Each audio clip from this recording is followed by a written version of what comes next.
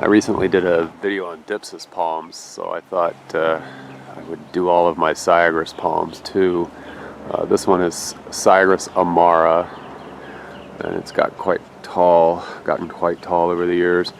If you hang around to the end of this video, I'll show you a couple of hybrids I've made with Syagrus and other genera, so a little incentive to stick around. So that's Syagrus amara there. We've got Syagrus ornacensis here with a kind of plumose leaf on it. I like this one. It's really kind of like the amara. It stands out a little bit from the other typical looking Syagrus. Here is a Syagrus syrensis, and I believe it's called Gemini palm. And this one does have two trunks on it, or two stems starting to emerge. And this thing's been around for years, over a decade, and it's still just putting out strap leaves. So I don't know if that's their nature to be really slow at first, or if I'm just not giving it the best conditions possible. I'm not sure. This is Syagrus X matiform. I've also seen it pronounced or written as Syagrus X matiform, hybrid between vagans or vagans and coronata. Natural hybrid too. At that, I never thought it would get this tall because the vagans is a trunkless Syagrus, so the coronata is definitely lending trunkiness to it. This one right here is Syagrus vermicularis.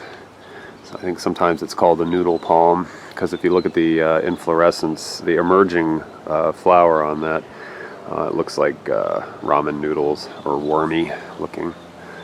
So I'm excited to see what this one will turn out to be when it's an adult. Here's a Syagrus schizophylla. Probably had this one about 16-18 years.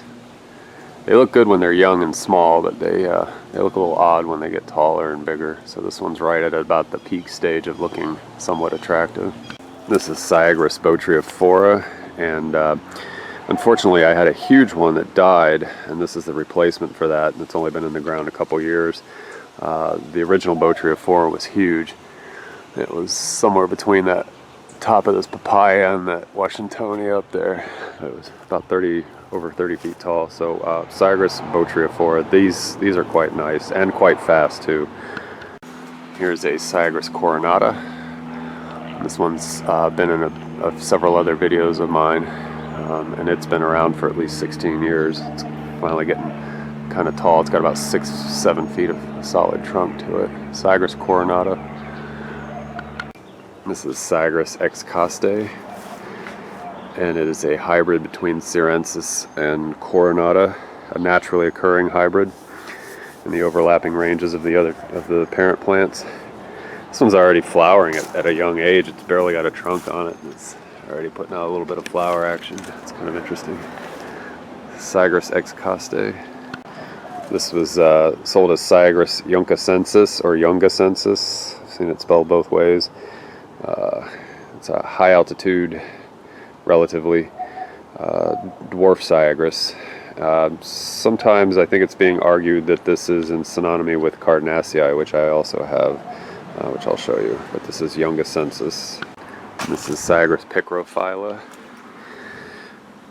And it has a much daintier leaflet than a lot of the other Syagrus.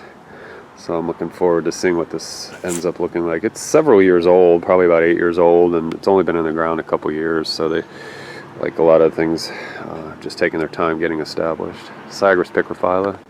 This is Syagrus pseudococcus. Had this one quite a long time, probably about 14 years in the ground, and it is very slow. It's gotten a little lighter in its color in the last year or two. I hope that's natural and it's not declining or doing anything weird. So Syagrus pseudococcus. This is Syagrus macrocarpa. Got this in as a seed from rare palm seeds, probably in the early 2000s, 2002, 2003. It's only been in the ground about 5 years, and it's finally starting to pick up some steam. It's starting to get a little height to it. Syagrus macrocarpa.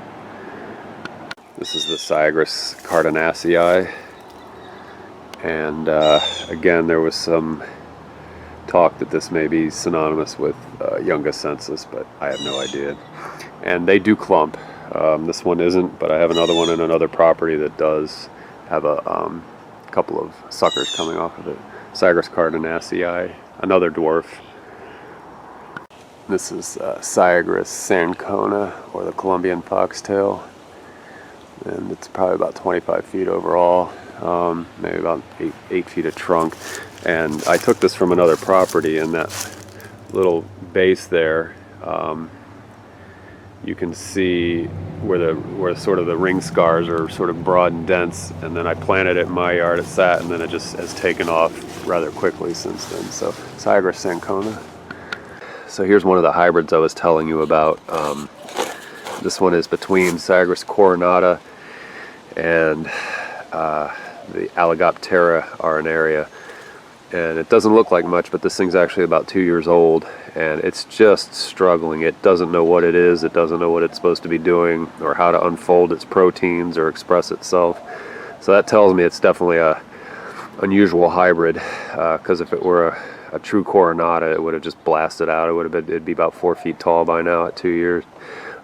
So this one is the only survivor of 60-something seeds. 2 seedlings came up, and the other one died. So, and this is the other unusual hybrid I have. This is Syagrus coronata times Bootea capitata.